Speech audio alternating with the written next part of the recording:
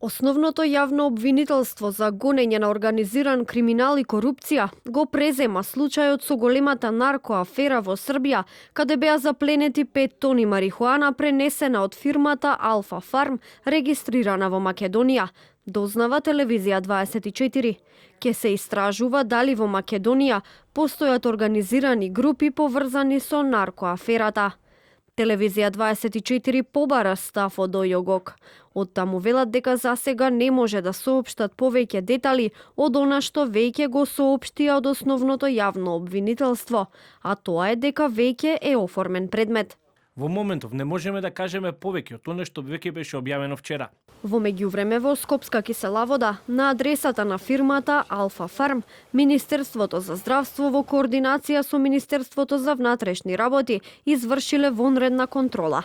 Оттаму информираа дека ќе постапат согласно сите законски прописи и засега не соопштуваат детали што било откриено по вонредната контрола. Врз основа на утврдената фактичка состојба и евентуалното констатирање неправилности, Министерството ќе постапи согласно законските прописи и ќе ги преземе сите мерки предвидени со законот, толку за тоа постојат законски основи.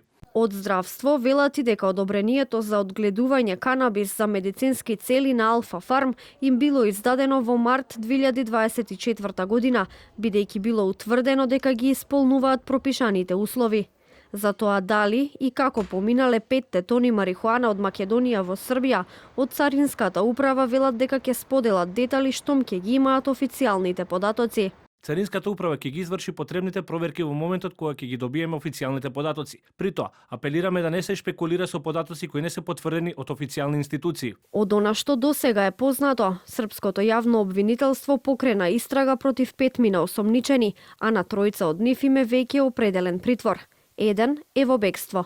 Тие се товарат за неовластено производство и ставање во предмет на опојни дроги. Според информациите од српските истражни органи, марихуаната преку државната граница ја пренесувал косопственикот на фабриката во Македонија Иван Драгник, која доставувал до складиштето на Раде Спасоевиќ и Небојша Спасоевиќ, од каде за понатамошна продажба ја преземал Урош Младеновски. Организаторот на криминалната група Александар Мијајловиќ е во бегство.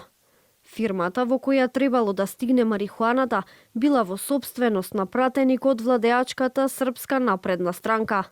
Покрај марихуаната, полицијата запленила и 4 автоматски пушки, рачен фрлач и повеќе од 1,5 милиони динари, а вредноста на дрогата се проценува на околу 50 милиони евра.